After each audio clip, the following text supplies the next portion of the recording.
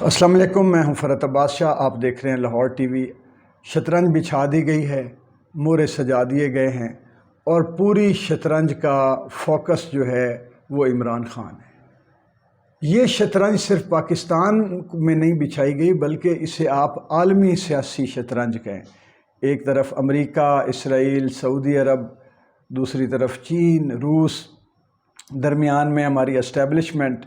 اور P T I, Imran Khan اور establishment کے مہرے جو آگے پیچھے ہو کے عمران خان کو گھیرنے کی کوشش کر رہے ہیں۔ اور عمران خان کو گھیرنے کا مقصد یہ ہے کہ عوام کو کس طرح گھیرا جائے، عوام کے گرد گھیرا تنگ کس طرح کیا جائے۔ اس کی وجہ یہ ہے کہ دنیا بھر کی جتنی انٹرنیشنل اسٹیبلشمنٹ ہے، جتنے سامراجی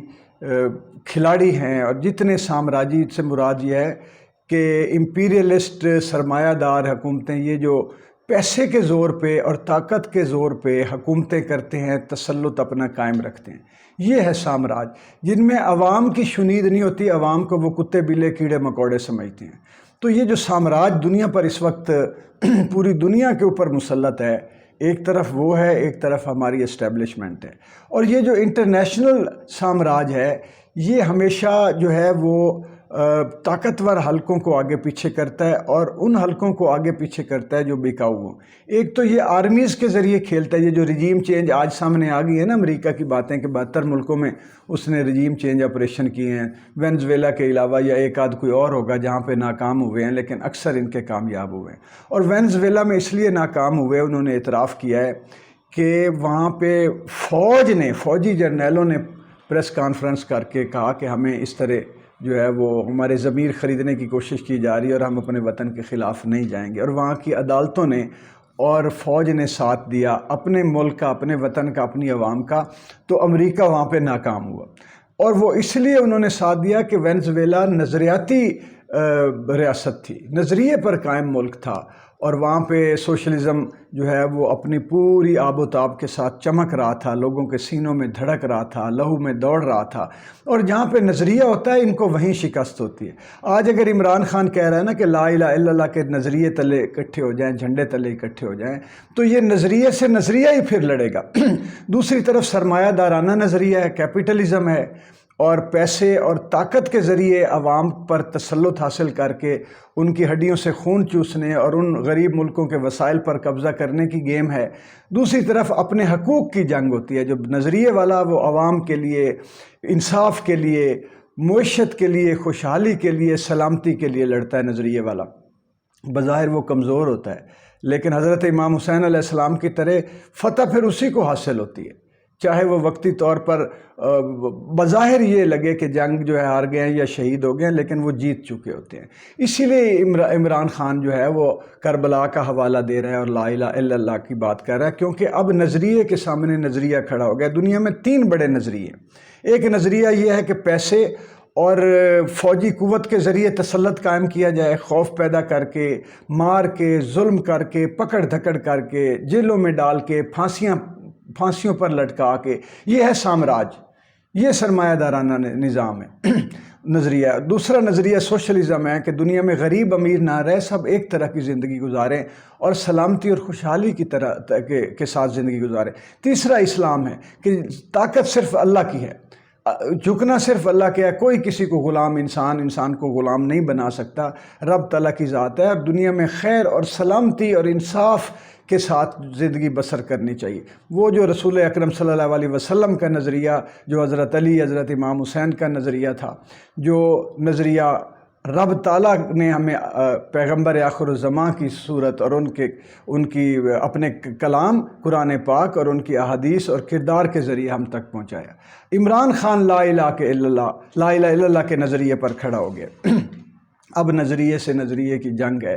اور یہ زیادہ خطرہ ہوتا ہے سامراجی قوتوں کے لیے کہ کوئی نظریاتی بنیادوں پر ہمارے سامنے نہ آئے۔ سوشلزم سے وہ اتنا خوف زدہ ہوتے ہیں کہ ان کو کسی کمزور ترین سوشلسٹ کا پتہ چل جائے تو سب سے پہلی ان کی کوشش ہوتی ہے کہ اس کو روٹی رزق معاشی شکنجے میں لا کے بھوک سے مار دیا جائے۔ بے دست و پا کر دیا جائے۔ اور اسلام کے خلاف یہ اسلاموفوبیا آپ کو نظر آ رہا ہے کہ کس طرح وہ اسلامی ملکوں پر اپنے بادشاہ مسلط کرتے ہیں اور ان کے ذریعے جو ہے وہ مسلمانوں کو اپنی گرفت میں رکھتے ہیں۔ اس وقت یہ دونوں جو ہے قوتیں، بادشاہت ہو، امپیریلزم ہو، سامراج ہو اور یہ کیپٹلسٹ ہوں، یہ سارے جو ہے ان کا فوکس عمران خان پہ ہے، کیونکہ پاکستان کی حیثیت جو ہے، اسٹریٹجک حیثیت جو ہے، علاقائی حیثیت ہے، وہ بہت ہی اہمیت اختیار کر گئی ہے۔ امریکہ سے چل پڑے ہیں بائیڈن اور وہ اسرائیل پہنچے ہیں، اور آج کل میں وہ پہنچ جائیں گے میرے خیال میں وہاں پہ سعودی عرب، اور وہاں پہ سعودی عرب کے جو حکام ہیں یا بادشاہ ہیں وہ ان کو بتائیں گے جی کہ پاکستان کی حکومت اور پاکستان کے اسٹیبلشمنٹ کے ساتھ ہماری یہ کچھ بات ہو چکی ہے، اور میرا خیال یہ ہے کہ وہ یہ کہیں گے کہ وہ اسرائیل کو تسلیم کرنے پر تیار ہیں، ہمیں ان کی مدد کرنی ہوگی، ہمیں ان کو تیل دینا ہوگا، قرضے دینے ہوں گے، مزید قرضے سود پر دینے ہوں گے، اور سود کے جال میں جکڑنا ہوگا ان کو، اور عوام کو دبانے میں اور عمران خان کو کارنر کرنے میں ہمیں ان کی مدد کرنی ہوگی، اور ان کی حکومت جو ہے جو اس وقت اسرائیل کو تسلیم کرے گی، یہ جو پی ڈی ایم کی حکومت ہے، ان کو فیسیلیٹیٹ کرنا ہوگا۔ اور آخری بات یہ جو ہے یہ میری اطلاع نہیں ہے، یہ میرا تجزیہ ہے کہ next chief of army staff وہاں جو اسلامی اتحادی فوج جو ہے جو سعودی عرب نے بنائی، اور جہاں پہ چیف آف آرمی سٹاف جو ہے راحیل شریف ہیں، اس کے نیکسٹ وہ چونکہ مارچ میں ریٹائرڈ ہونے جا رہے ہیں، اور وہاں کے اگلے سربراہ جو ہوں گے وہ جنرل باجوہ ہوں گے۔ یہ میرا خیال ہے، یہ میری سوچ ہے، میرا تجزیہ ہے، کیونکہ ان لوگوں کے پاس لالچ دینے کے لیے، چلو میں ایک اچھا لفظ استعمال کرتا ہوں، انسینٹیو دینے کے لیے ایک بڑی جو یہاں کے ہمارے آرمی چیف جو بھی ہو، اس کے لیے ایک بڑا انسینٹیو وہاں رکھ دیا گیا ہے کہ اس کو 5-7 کروڑ روپے مہینہ فیسلٹیز کے مد میں اور پیسے کی تنخواہ کی صورت میں وہ 5 سال کے لیے وہاں دیتے ہیں، اور یہ کوئی اربوں روپے بن جاتے ہیں 5 سال کے۔ تو یہ ایک بڑا انسینٹیو جو ہے وہ انہوں نے وہاں پہ پیدا کر دیا ہوا ہے۔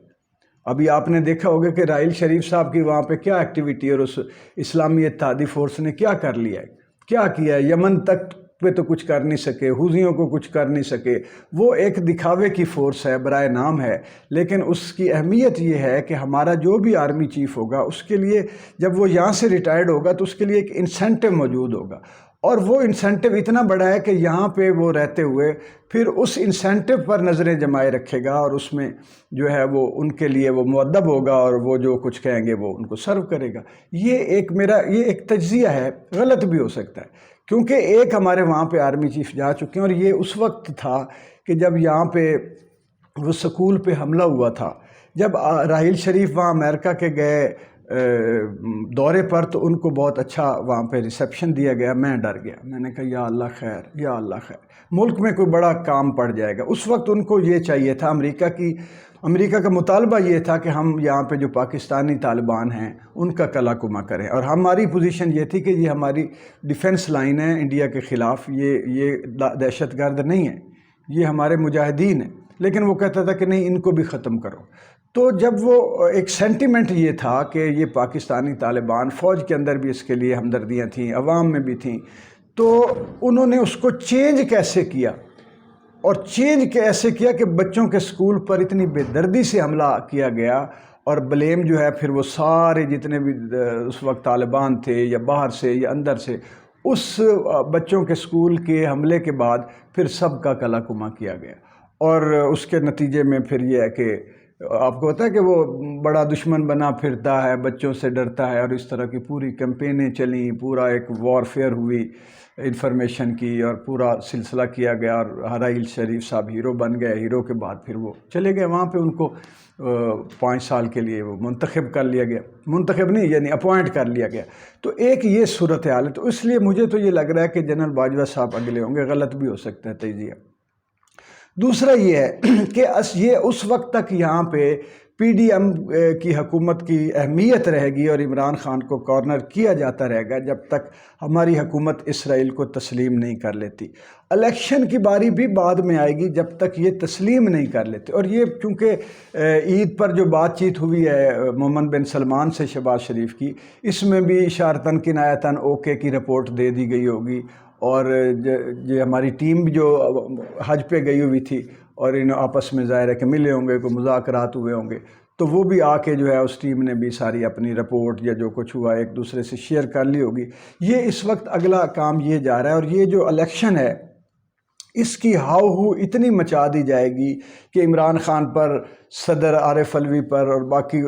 سپیکرز پر جو ہے سوری صاحب اور وہ جو اسد صاحب ہیں ان پر، اسد کیسر صاحب، ان پہ مقدمہ ہو جائے گا غداری کا، یہ ہو جائے گا۔ یہ ہم سارا ایک اور طرح کے بڑے پروپیگنڈے میں آئیں گے، اور اسی پروپیگنڈے کے اندر کوئی نہ کوئی اور ایشو ایسا ہو سکتا ہے جیسے عمران ریاض والا تھا کسی بھی صحافی کی، میں اگلی ویڈیو میں بتاؤں گا کیا ہونے جا رہا ہے، کس صحافی پر کیا ہونے جا رہا ہے۔ وہ ادھر سے اچھال دیا جائے گا معاملہ، ادھر سے الیکشن کی مارا ماری ہوگی، اور ادھر اسرائیل کو تسلیم کرنے کی طرف ہم بڑھ رہے ہوں گے۔ یہ اسی طرح ہوتا ہے کہ توجہ ادھر ہٹاؤ اور یہ کام کر لو، ادھر لگا دو اور یہ اس کے پیچھے یہ کام کر لو۔ لیکن اب چونکہ میڈیا اتنا آزاد ہے کہ کوئی نہ کوئی بول ہی پڑتا ہے، یہ صورتحال، لیکن فوکس اس لیے عمران خان پر ہے، اور ان کو تھوڑا سا خدشہ یہ ہے کہ جب اسرائیل کو پاکستان تسلیم کرے گا، اور ظاہر ہے کہ موجودہ حکومت تسلیم کر رہی ہوگی، اور لوگوں کو یہ بھی پتہ ہے کہ یہ موجودہ حکومت ہماری اسٹیبلشمنٹ کی مرضی پر کام کرتے ہوئے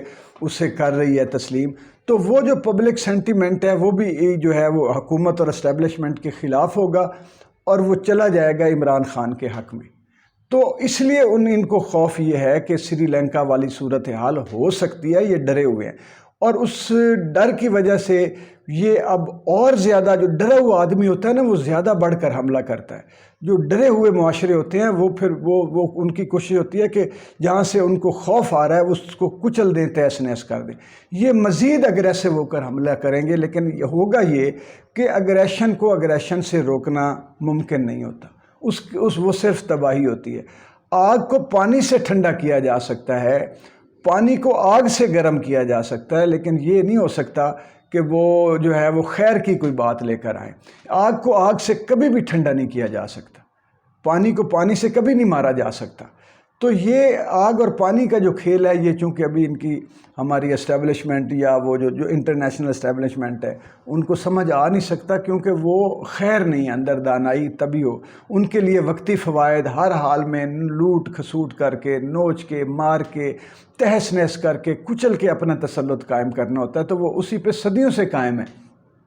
ان کو تاریخ سے کیا ہے؟ جن کو اپنی زندگی میں کچھ نہیں چاہیے ہوتا، ان کو یہ تھوڑی ہوتا ہے کہ مر جائیں گے تو ہمیں جو ہے بڑی نیک نامی چاہیے، ان کو چاہیے ہی نہیں ہوتی۔ ان کو ہوتا ہے ہماری اپنی سہولتیں، عیاشی، ہمارے مزے، ہمارا اقتدار، ہمارے سلام، یہ سارے ہماری زندگی میں ہمیں ہوں۔ ان کا خدا پر اور اگلی دنیا پر یقین ہی نہیں ہوتا۔ یہ پیسے آپ دیکھیں گے کہ سرمایہ دار آدمی، جس سے میں یہ کہتا ہوں کہ پیسے والا آدمی ہے، چھوٹا آدمی ہوتا ہے۔ یہاں پہ انہوں نے ہمارے ذہنوں پہ ڈالا ہوا ہے کہ یار وہ بڑا آدمی ہے اس کے بعد بڑا پیسہ نہیں۔ جو چھوٹا آدمی ہے پیسے والا، وہ اس کا خدا پر ایمان بھی کم ہوتا ہے اکثر، اور لیکن ایمان والے بھی موجود ہیں، لیکن زیادہ تر پیسے کے ساتھ دنیا کی حرص اور ہوس اور لالچ جڑا ہوتا ہے۔ تو اس وقت ایک طرف وہ شطرنج کے مورے آگے بڑھائے جا رہے ہیں اسرائیل کی ریکگنیشن کے لیے،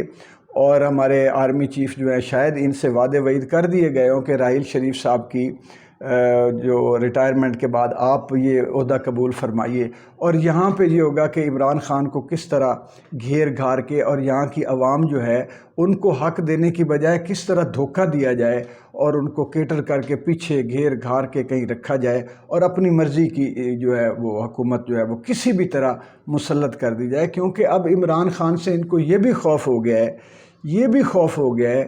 کہ اگر یہ اقتدار میں آ گیا تو یہ ایک تو امریکہ بہادر کا یہاں پہ پاکستان سے، یہاں سے اس کا جلوس نکالے گا، دوسرا جوڈیشری اسٹیبلشمنٹ اور سیاست اور یہ جتنے ادارے اور یہ جو کچھ گڑبڑ ہو رہی ہے وہ ان کی اصلاح کی کوشش کرے گا۔